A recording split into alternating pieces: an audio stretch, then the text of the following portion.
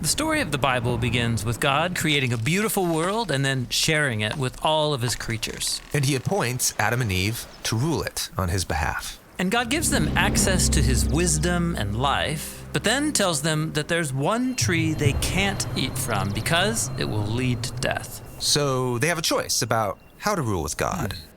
This kind of feels like a test. Well, that's because it is a test. But isn't that kind of cruel for God to test them? Well, not all tests are bad.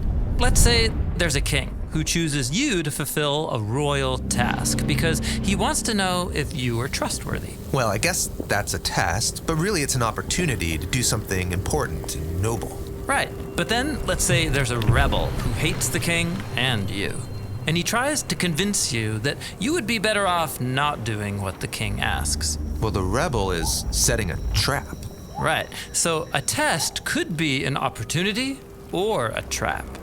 And the difference is whether the one testing you has your best interests in mind. I see. And both types of tests appear in the beginning of the Bible. God tells them to eat of the tree of life and not the forbidden tree. Yeah, this is God's test of loyalty. God wants to rule the world with humans as his partners, which means they will need to trust his wisdom over their own.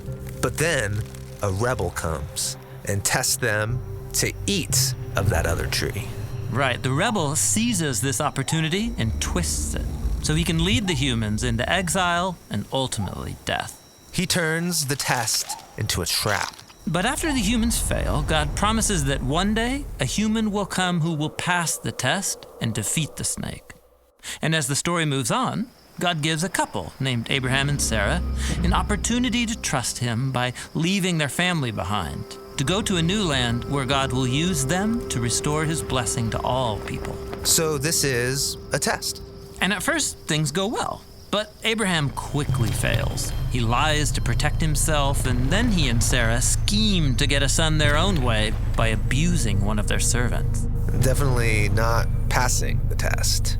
But God doesn't give up on Abraham. He gives him one final opportunity, a test to prove his loyalty.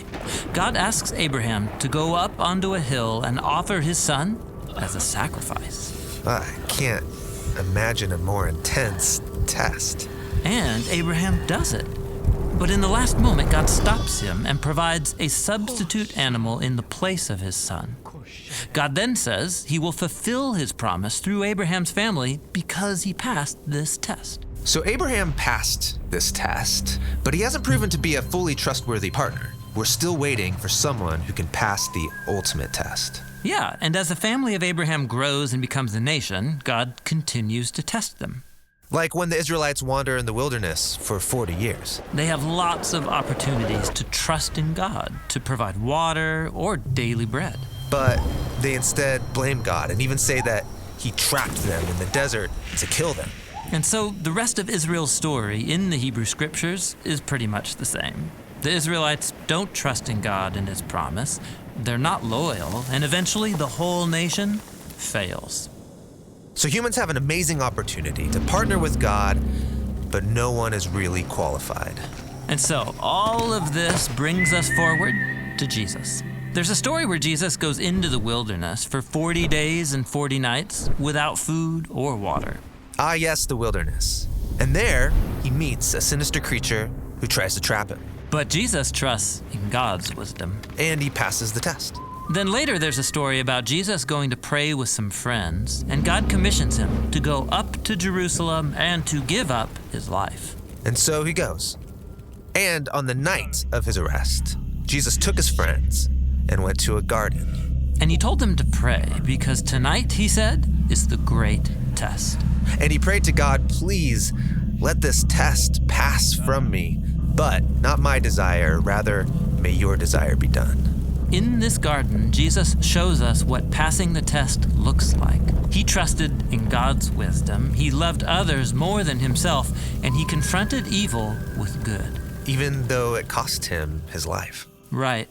Jesus offered his own life as a sacrifice to cover for all of the failed tests of his people Israel and of all humanity.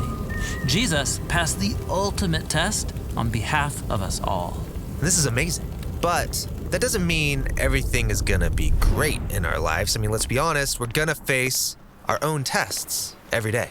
Right. Jesus said every generation of his followers would have their own tests that will force them to trust God in radical new ways. And these tests can be difficult and often painful. But remember, a test from a good God is an opportunity.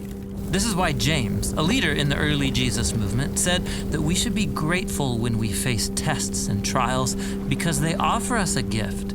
It's an opportunity to surrender to God's wisdom and to become more like Jesus, the one who loved us and who passed the test on our behalf.